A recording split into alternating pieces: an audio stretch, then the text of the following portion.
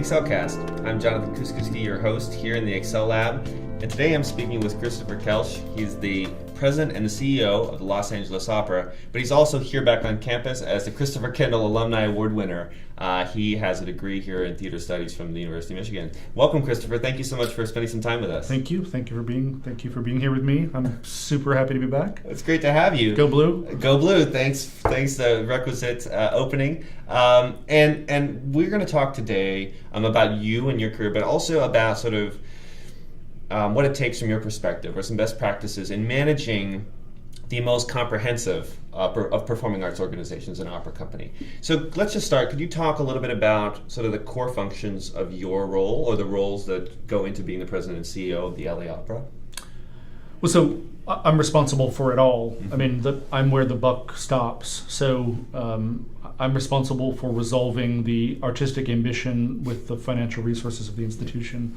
But I mean, I think about it in a more really simple way, which is the company doesn't exist to perpetuate itself. The company exists to create opportunities for artists to connect with audience members. So I have to create space for artists to create, and I have to make sure there's an audience that is present for the reception of that work. So, I mean, and the reason I think about it in a kind of really simple way is, as you say, it's a very complex art form. It's a very complex organization. Mm-hmm. There's a lot of stakeholders. And so I want to make sure that I'm checking in about the fundamentals on a pretty regular basis, so that I have the mission, vision, and values of the organization clear in my head, and that basically I can tell a consistent story up and down the chain. And so much of my job, of course, in a complex organization, I mean, there are times in which we have over 1,000 people working for us at any one time, is to make sure that everyone kind of understands what those mission, vision, and values of the organization are, and making sure that we're all kind of aligned. And that when something gets kind of out of alignment, that like white blood cells, you rush to that place and try to get it back in line. But you know, the interests of the third chair violinist and the interest of the chairman of the Budget and Finance Committee aren't exactly the same, but they share a kind of passion and zeal for the art form, and so you need to try to line those up and to make people. It's important that each individual understands the other's point of view. Right. We talked about this a little bit before, but it's been very important to me in my leadership to make sure that, at least in the staff level, that people understand the functions of their colleagues and understand how they are responsible for advancing those interests. So I don't want the head of PR telling the stagehands what to do, but I want the head of PR to understand what the function of the stagehand is and what the impediments to that person getting their job done is. And similarly, the technical director needs to understand what the PR person needs from them and how those two things can get aligned so the organization keeps moving forward. That makes sense. So what you're talking about is, coupling administrative or managerial acumen with also the sort of aesthetic understanding of what the larger goals are. You have both pieces of the pie, in other words, that are part of your hat. And what you're talking about specifically is helping others people, diverse backgrounds, diverse pedigrees, some of whom are maybe more trained in the arts than others, to understand how to kind of translate or to communicate and work together to forward this larger aesthetic mission. So can you talk, I'd love to talk a little bit more about that. I mean, you've been president for 6 years. 6 years. But you've been with the organization longer, since 20 years. So you've had a long time. Within 9 months of leaving the University of Michigan, amazingly. Really? Yeah. Oh my goodness. Okay, well then we got to talk about that too. Yeah. I want to know what that transition was like. So can you talk a little bit about sort of that progression of experience, because obviously having that amount of time within an organization allows you to maybe develop the ability to translate, across all those different facets, because you've seen them a lot. So can you talk a little bit about that? Like, Sure. how has that changed over time? Well, I mean, I entered the organization in a support capacity. I was the assistant to the artistic administrator working on casting and contracts and kind of general administration. But then the institution, as is true of so many institutions, has undergone some pretty dramatic changes over the course of my career there. And I've had the benefit of a kind of slow accretion of skills, and my set of responsibilities have increased over time in a kind of a slow way, while the world around us changed in a faster way. Yeah. So I feel pretty lucky, to be truthful, that I have often been handed things that were not directly in my known skill set, but that I was given a measure of space and time to be able to show competence in that area before I was given the full responsibility for it. So, I didn't leave University of Michigan knowing anything about a balance sheet. But of course, eventually, maybe 5 years into my career at LA Opera, I was responsible for budgeting for productions, and that's where the bulk of the expenses go for the LA Opera. And so I had demonstrated for myself the ability to manage that process. And it also demonstrated to my betters that I had a skill set that I could manage now, both the artistic side of the equation and the money spent to support that work. So I feel actually very lucky that was a kind of a slow process. And I would say at every turn, at every crossroads, I definitely had a crisis of confidence that I didn't feel like I was the right person for it. And really, when I was handed this job, there was a real existential threat for both the company and a real sense of maybe opera as we know it had come to the end of a road. And I thought, do I want to be the person who presides over the dismantling of something? That seems pretty grim to me, but that, again, naivete of youth. I didn't realize that actually what I was being asked to do was to try to change the nature of the organization in a way that was concurrent with the cultural changes that were happening around us, that allowed us to remain vital and vibrant and of use. So follow up to that. So I think quite often when organizations are facing that kind of crisis, it's common to find a new voice, a person from the outside to come in and make the change. In this case, you were someone with sort of deep experience in the organization who was being tasked with leading that. And I'm just curious what, from your experience, do you find were advantages from having that kind of prior experience and the relationships you had in the organization? And what were the biggest challenges of doing that? I mean, when you took that step forward into the president's role. The huge advantage was that I had built up trusting relationships with individuals over time, and I knew various models of how the organization could work. Because when I arrived at the organization, we were a strong but regional company, and that really had to do with the philanthropic support behind it. And then in 2000, something very dramatic happened, which was that Placido Domingo was named at that point artistic director, but he was really given the leadership of the company because the founding general director had retired. And the entire psychology of the organization shifted towards being much, much more ambitious. The LA Philharmonic was moving in 3 years' time, 3 years hence, to the newly constructed Disney Hall, which would make us the primary tenant in the building. And there were just huge amounts of changes and a kind of commitment to making the company a kind of player on the international stage. So I had existed through both processes. Period, yeah. So I had seen kind of the organization in both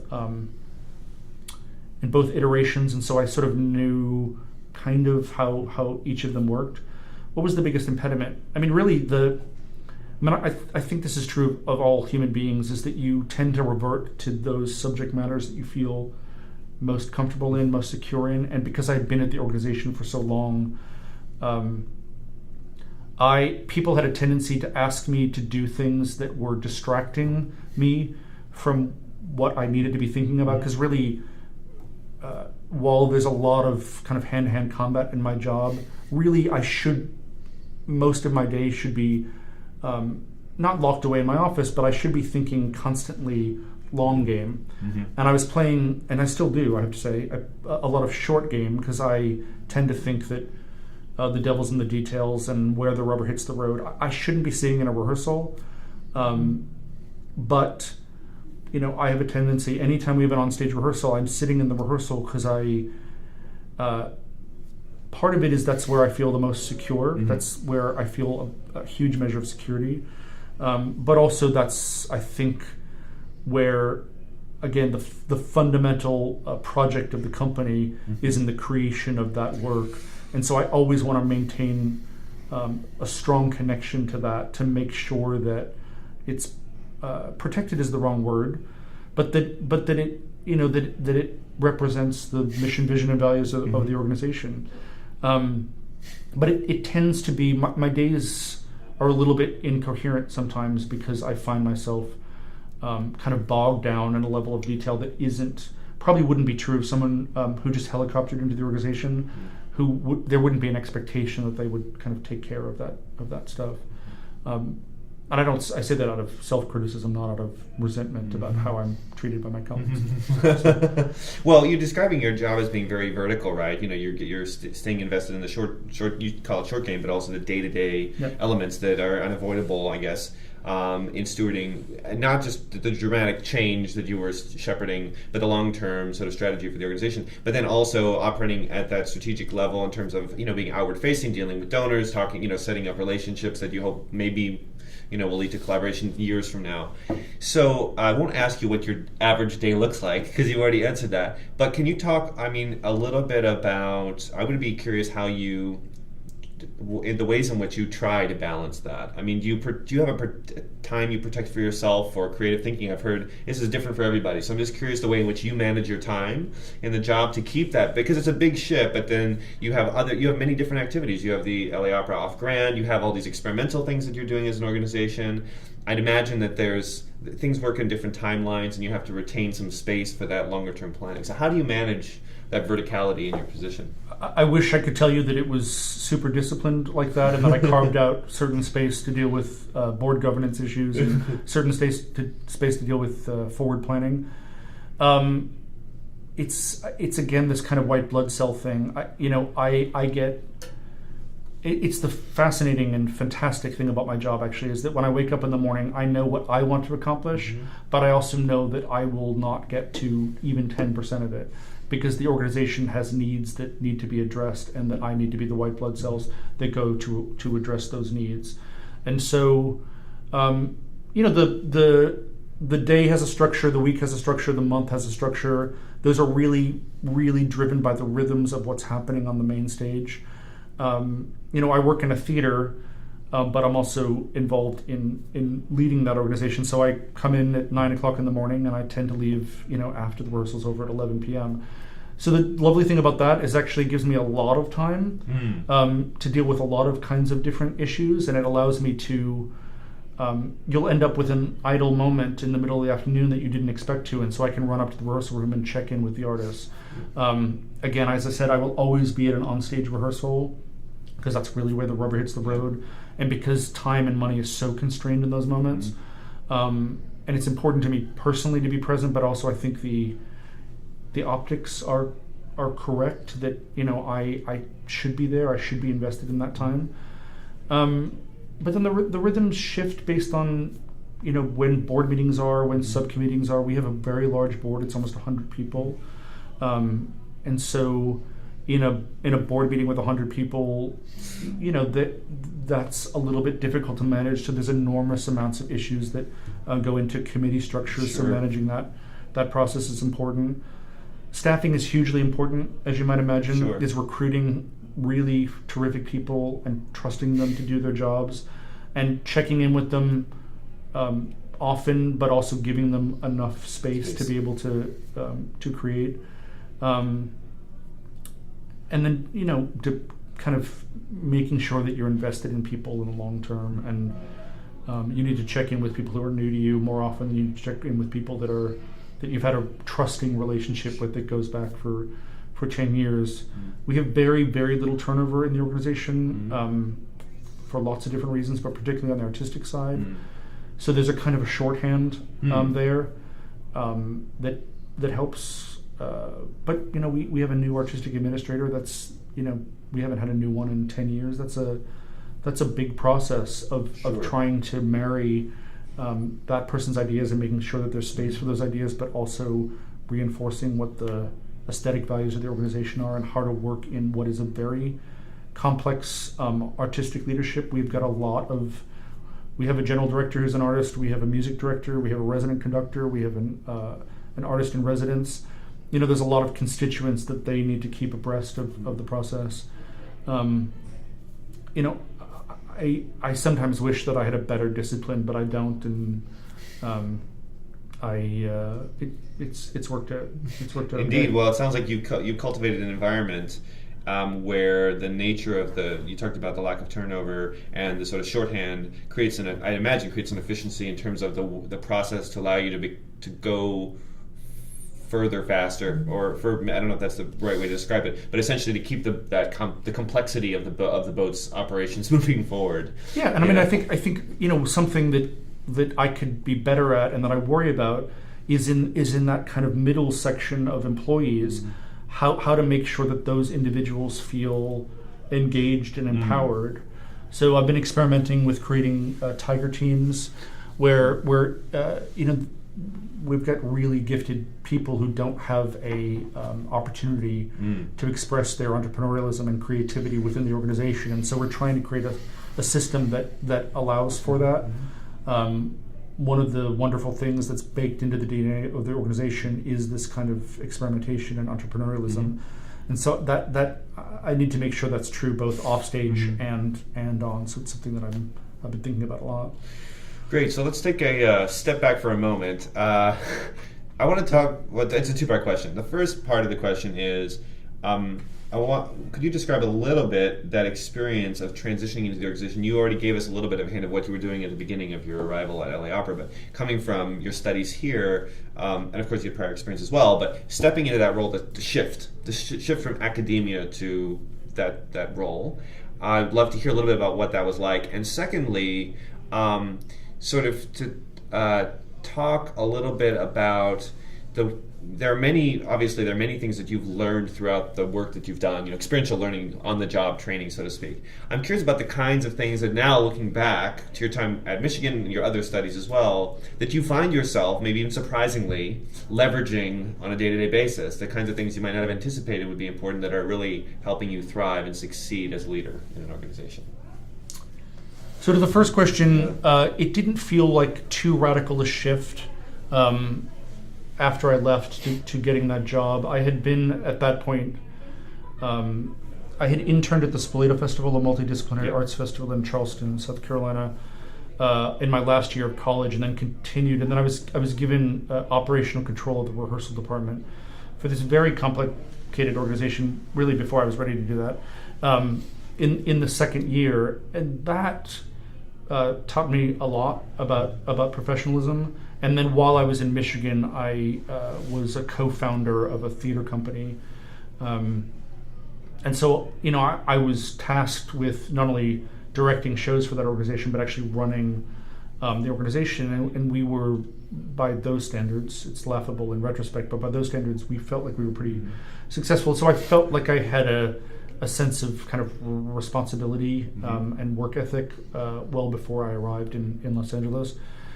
To the second question, I would say there's two critical things. One's practical, one's a little bit more abstract. But the vigor of my academic career at Michigan and the quality of the teaching and the I use this philosophy even now, but the kind of a carrot and stick, where if I achieved something in my grad work here, the goal was moved. It's a fantastic way of motivating individuals. And so there was just a kind of a rigor. I had a series of incredible academic and intellectual mentors that set the bar really high for me.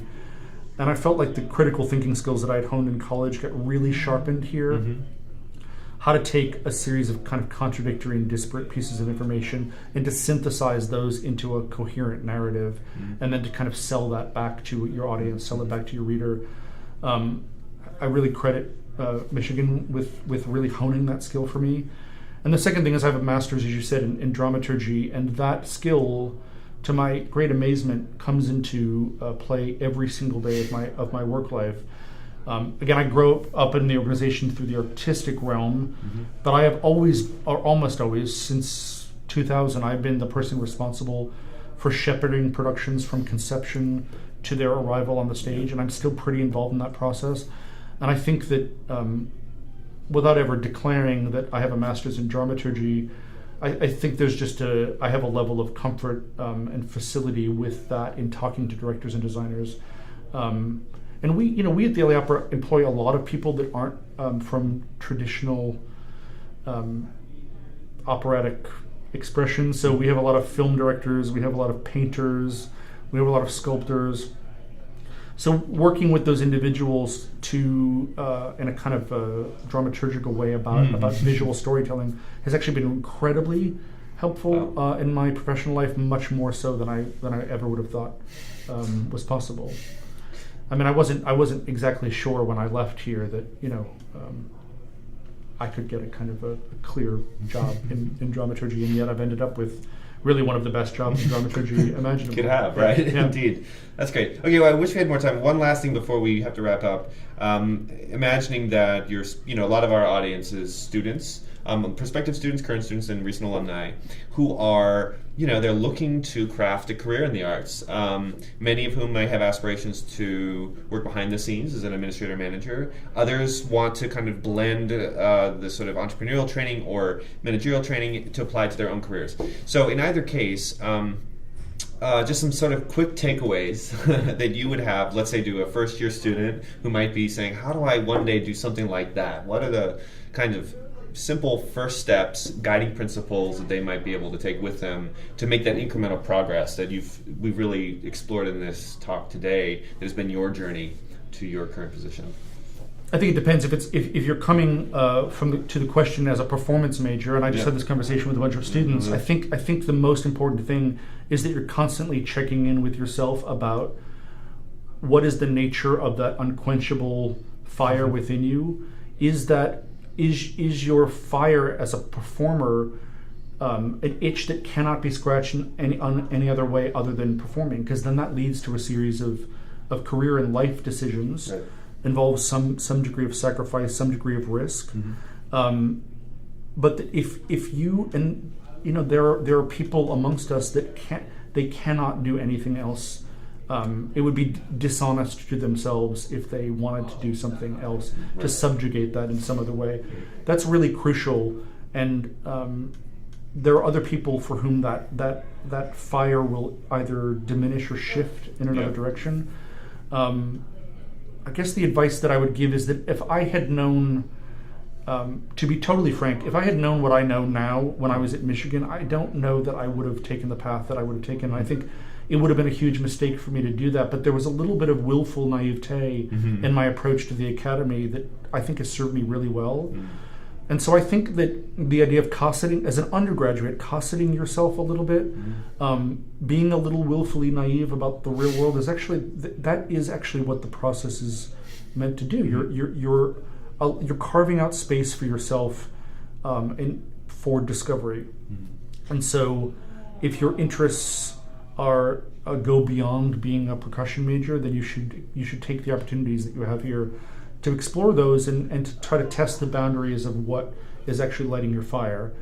For those other individuals that want a kind of hybridized event, I think that the fostering those entrepreneurial skills and actually getting real world business management skills that's really important. I think that I find in hiring that there's a kind of missing cohort. There's people that are really business minded, and there's people that are really artistically minded and aesthetically refined. But our world needs people that can do both. And so there's real opportunities for those individuals. And I would say, you have to create opportunities for yourselves, but you also have to remain open to the possibilities and not hold the reins so tightly about, I want to be Joyce DiDonato, and so these are the steps that I need to take to get to be Joyce DiDonato, or I want to run the LA Opera one day, and so these are the steps, because the paths to getting to those places are different for every two individuals, and they're going to change a lot in 2018, as opposed to 2000. And so, the best advice that I have is, and this sounds a little bit cliche, but identify what your passion is. And then try to follow and marshal and husband that passion as much as you can, but not at the risk to your own happiness or economic security, or I think people will be surprised at how many opportunities come about, and how little those opportunities resemble what you have in your head. Because certainly I'm in a position that I would never have imagined being in when I was last on this campus. And I would say that's true for most professionals who end up in whatever position they end up in, indeed. Yeah. Well, Christopher, it's been great to talk to you. Thank you so much for making for time to having talk me. with us. We're so excited to have you back on campus for this award, but also we'll be, of course, following your work with Los Angeles Opera moving forward. So thanks a lot. Thank you so much. Thank you.